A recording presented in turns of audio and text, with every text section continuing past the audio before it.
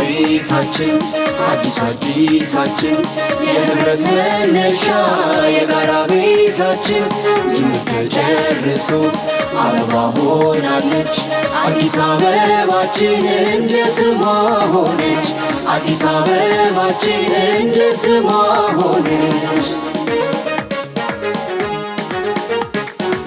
የቀናት ልፋትን ጨርሶ መቋጫ የልፋት የትጋት ሪቫን ማስቀመጫ የመጨረስ ቀን ነው ከቀን የተለየ ሀሳብን በእውን መሬት ላይ ያሳየ የመጨረስ ቀን ነው ከቀን የተለየ ሀሳብን በእውን መሬት ላይ ያሳየ የመጨረስ ቀን ነው በድል የታጀበ ጉልበትና እውቀት በአንድ ያነገበ የመጨረስ ቀን ነው ጅምር ያበቃበት ከተስፋ ባለፈ ፍሬ የታየበት የመጨረስ ቀን ነው ጅምር ያበቃበት ከተስፋ ባለፈ ፍሬ የታየበት የጨረስንበት ቀን ነው በልህ እንደሰራነው የጨረስንበት ቀን ነው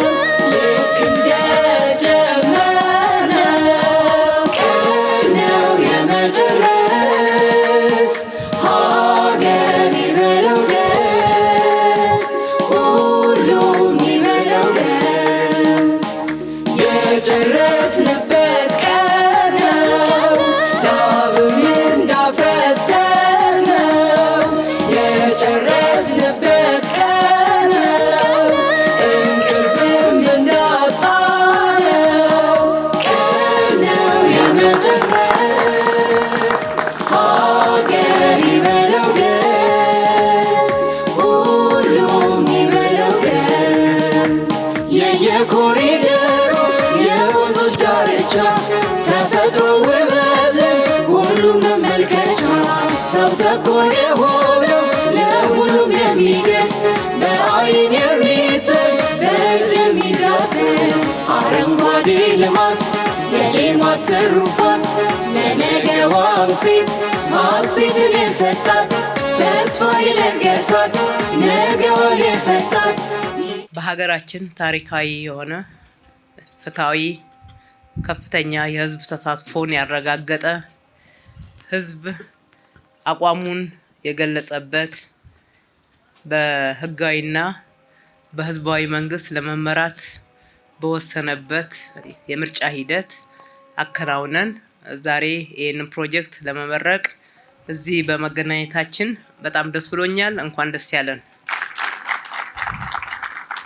እንደሚታወቀው የዲኤንኤ የስነ ምረዛና የፎረንሲክ ምርመራ ልቀት ማዕከል በሀገራችን በአብዛኛው በተደራጀ መንገድ እዚህ ኢንድ ቱ ኢንድ መስራት በሚያስችል ደረጃ ለመጀመሪያ ጊዜ ተሰርቶ ለምርቃት መብቃቱ ነው። ዳግማዊ ምኒልክ ሆስፒታል አንጋፋ በዘመኑ ዘመናዊ አገልግሎትን ሲጀምር ስመጥር የነበረው ሆስፒታል በሂደት ሌሎች ከኋላ የመጡ እየቀደሙት ዘመናዊ መሳሪያዎችንና ዘመናዊ የሆነ የአገልግሎት መስጫ ቦታዎችን በተደራጀ መንገድ ይዘው ዳግማዊ ምኒልክ ሆስፒታል ግን በሂደት ስም ብቻ ይዞ ወደ ኋላ የቀረበት ከለውጡ ወዲህ ግን ስሙን ይዞ እንዲቀጥል ምግባሩ አገልግሎቱ አጠቃላይ የተገጠሙለት ዘመናዊ መሳሪያዎች ያንን አንጋፋነቱን መልሶ እንዲዝ ማድረግ የሚያስችል ደረጃ ላይ በማድረሳችን እጅግ በጣም ደስተኞች ነን።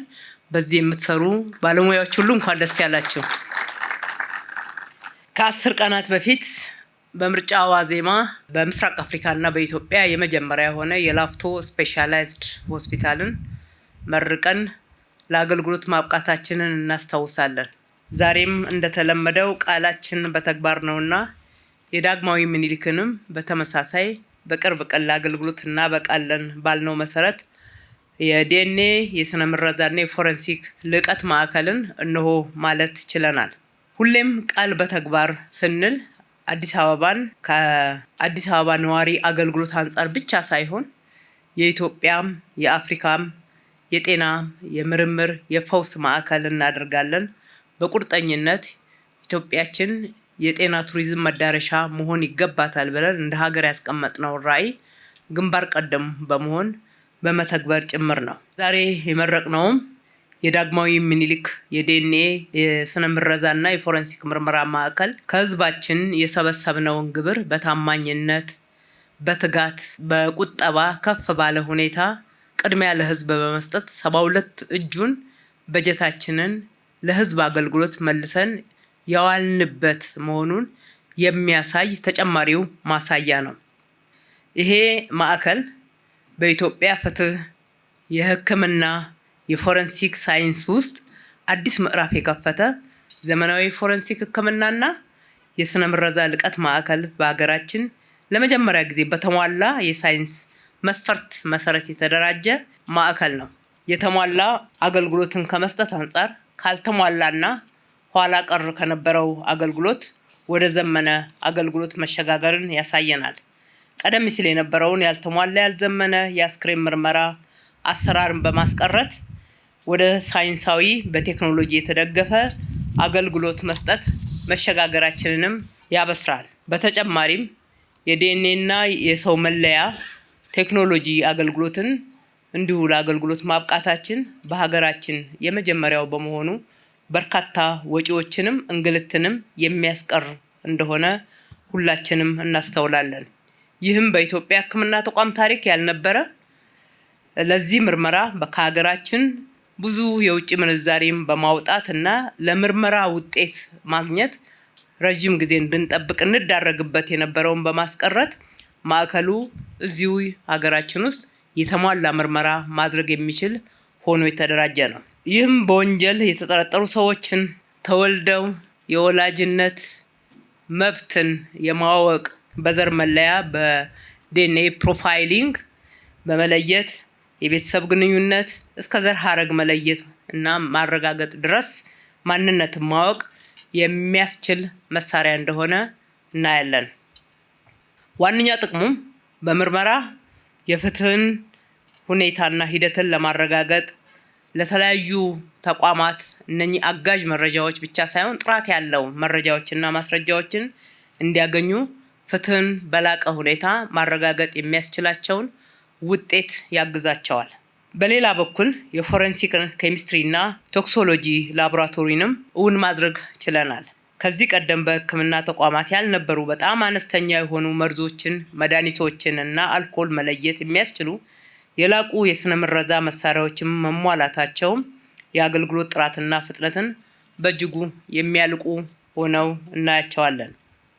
እንዲሁም ቀደም ሲል ሳምንታትን ይወስድ የነበረው የናሙና ትንተና በግማሽ ሰዓታት ውስጥ ማከናወን የሚያስችል ክራዮስታት የሚባል ቴክኖሎጂ ስራ ላይ ማዋል ችለናል። ከዚህም ባሻገር 80 አስክሬን ማቀዝቀዝ እና መያዝ የሚችል እንዲሁም 8 አውቶማቲክ የሆኑ አገልግሎት መስጫ መሳሪያዎችን፣ ማሽኖችን፣ ተንቀሳቃሽ የራጅ መሳሪያዎችን የመሳሰሉትን እንዲሁም ኤአይ ጋራ ኢንቴግሬት አድርገው የሚሰሩ መሳሪያዎችን መቅጠም መቻላችን የዘመኑ ህክምናን በሀገራችን መተግበር ከዛም ባሻገር በዚህ ዘርፍ ከሚሰሩ ዓለም ላይ ልቀት ካላቸው ተቋማት ጋራ በምርምር በመረጃ ልውውጥ በጋራ ለመስራትና እገዛም ለማግኘት የሚያስችሉ ናቸው።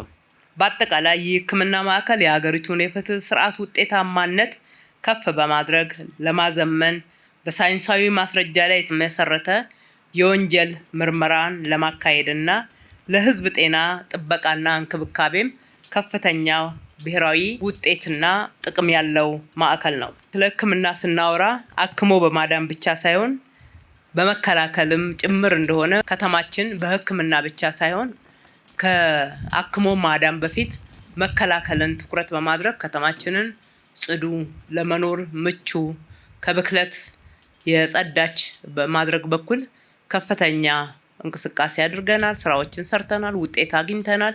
ይሄም ለህክምናው በከፍተኛ ሁኔታ አጋዥ እንደሆነ የህዝብን ጤና ለመጠበቅ ደግሞ ወሳኝ እንደሆነ እንረዳለንና ይህንንም አጠናክረን እንቀጥላለን። በአጠቃላይ በህክምናው ተቋማት ስራ በኩል ባለፉት 5 ዓመታት ለጤናው ዘርፍ በሰጠነው ትኩረት አዳዲስ የህክምና ማዕከላት ከዚህ በፊት እስከዛሬ ኢትዮጵያ ውስጥ ከነበሩ ሆስፒታሎች ለየት ባለ ሁኔታ ልቀታቸውን ባረጋገጡ ደረጃ ላይ እንዲገኙ በማድረግ በሕክምና መሳሪያም በግንባታቸውም በአጠቃላይ በጤና ባለሙያዎችም እንዲደራጁ በማድረግ 4 ሆስፒታሎችን ገንብተናል። 2ቱን ወደ ስራ አስገብተናል።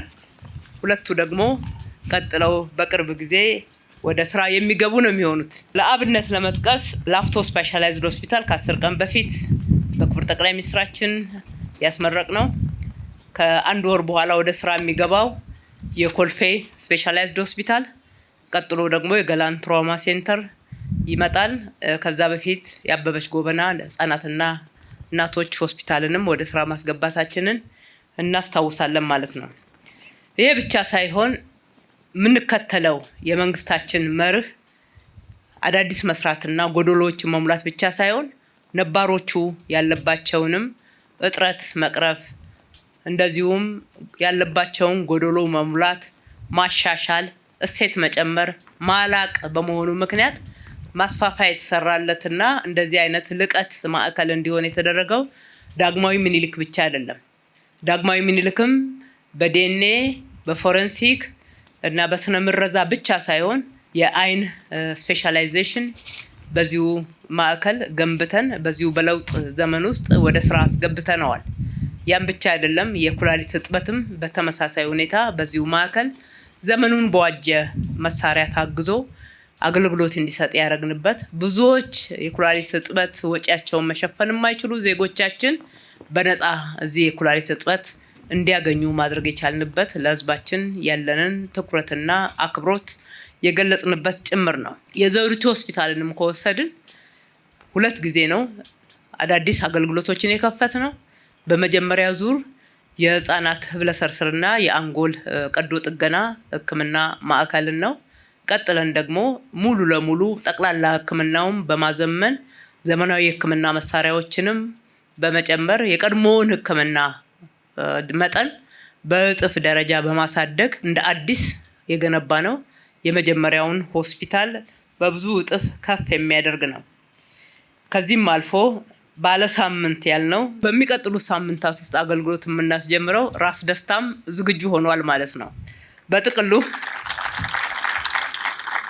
በጥቅሉ ዜጎቻችን ጤናማ እንዲሆኑ የሚገባንን የጤና አገልግሎት እንድናገኝ ከዛም አልፈን ደግሞ ህክምና ፍለጋ ወደ ውጪ የሚወጡ ሀገራችን ውስጥ የሚቀመጡ ዲፕሎማቶች ዓለም አቀፍ ተቋማትን ወክለው እዚህ ኢትዮጵያ ውስጥ የሚኖሩ ለህክምና ከዚህ ሀገር ሳይወጡ እዚሁ ኢትዮጵያ ውስጥ መታከም እንዲችሉ በቱሪስትነትም ሆነ በኢንቨስትመንት በተለያየ ምክንያት ወደ ኢትዮጵያችን የሚመጡትም አስተማማኝ የሆነ የጤና አገልግሎት በሀገራችን እንዲያገኙ ማድረግ የሚያስችል ስራዎችን እየሰራን ያለ ነው። በአጠቃላይ አዲስ አበባ አስተዳደር በጤናው ዘርፍ የኢትዮጵያን አዲስ ብልጽግና የእድገትና የከፍተኛ ቴክኖሎጂ ምዕራፍ በማብሰር ሂደት ብዙ መንገድ እንደተሻገርንና ውጤት እንዳመጣን የሚያሳዩና የሚናገሩ ተግባራት ናቸው።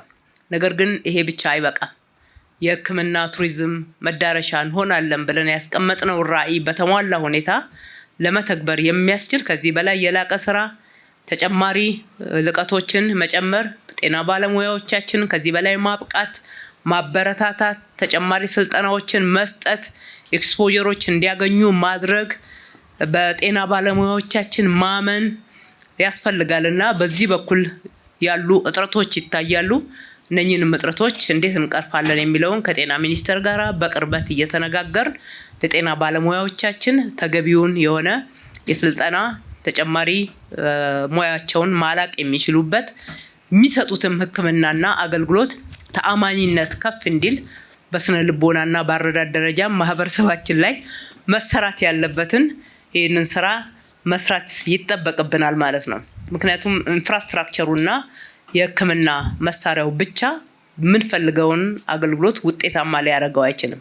ውጤታማ የሚያደርገው ሰው ነው። ለባለሙያዎቻችን እኛ ክብር ሰጥተን በሚገባው አገልግሎታቸውን አምነንበት ካልተገለገልን በስተቀር ሌላው በዛ ደረጃ እንዲመጣ ልንጠብቅ አይገባምና በሌሎች ሀገሮች የኛ ባለሙያዎች በጣም ተፈላጊ ብዙ ሀገራት ላይ በተለይ አፍሪካ ሀገራት ላይ እንደሚያገለግሉ ወጣ ስንል እናያለን። የተደራጀውን መረጃ ይህንኑ ያሳየናል። በሀገራቸው ደግሞ ከዛ በላይ ተፈላጊ መሆን ይገባቸዋልና በዚህ በኩል አብረን እንሰራለን። እነኚህ የልቀት ማዕከላት ደግሞ ከሌሎች መማር የሚገባንን አንድ ላይ ተቀናይተን እንድንማር ሊያደርጉ የሚችሉ በመሆኑ ዘመኑም የኤአይ የቴክኖሎጂ በመሆኑ ቀለል ያደርገዋል፣ መማርን ፈጠንም ቀረብም ያደርገዋልና በዚህ በኩል የሕክምና ባለሙያዎቻችን የራሳችሁ ጥረት ደግሞ ሲጨመር የበለጠ ልቀትን ከፍ በእናንተ ላይ ያለውን እምነት ማላቅ ትችላላችሁ። ሕክምና ፋሲሊቲዎችን ማስፋት አለብን፣ ማላቅ አለብን፣ ማሳደግ አለብን ብለን እልህ ገብተን በሰራነው ልክ እናንተም ሙያችን በዛው ልክ በየትኛውም ዓለም ከሚሰጠው የባለሙያ አገልግሎት የላቀ የኢትዮጵያውያን ባለሙያዎች አገልግሎት መሆን አለበት የሚል እልህ ውስጥ እንድትገቡ እናበረታታችኋለን። ከሚያስፈልጋችሁ ድጋፍ አንጻር ሁልጊዜም አብረናችሁ አለን። በእናንተ ላይ ያለን እምነት የጸና ነው። ይህንን በመተግበር በኩል ከጤና ሚኒስቴርና ከሚመለከታቸው የባለድርሻ አካላት ጋር ተባብረን መስራታችንን እንቀጥላለን። በዚህ ስራ የተሳተፋችሁ እውን ያደረጋችሁ በአጠቃላይ ከእቅድ ጀምሮ እስከ ትግበራ ድረስ የነበራችሁትን ሁሉ አመሰግናለሁ። በተለይም የዲዛይንና ግንባታ ቢሮ ኃላፊ ኢንጂነር አያልነሽ ከነ ባለሙያ ቢሮውን በጣም አመሰግናለሁ። የጤና ቢሮ ባለሙያዎቹ፣ የዳግማዊ ሚኒሊክ ሆስፒታል ማናጅመንት ባለሙያዎቹ ይሄ ስራ እውን እንዲሆን ክትትላችሁ በብዙ መንገድ ጠቃሚ ሆኖ ውጤታማ አድርጓል። እቃዎቹን በምንፈልገው ጥራት በማስገባት በኩል አብራችሁን የሰራችሁ፣ ግንባታውንም በፍጥነት በምንፈልገው ጥራት በመጨረስ በኩል የሰራችሁ ሁሉ ለሀገራችሁ ከገንዘብ በላይ ትልቅ አገልግሎት ሰጥታችኋልና በራሴም በከተማው አስተዳደርም ከሁሉም በላይ ደግሞ በተጠቃሚው ማህበረሰብ ስም ከልቤ ማመስገን እወዳለሁ። ፈጣሪ ኢትዮጵያና ሕዝቦቿን ይባርክ።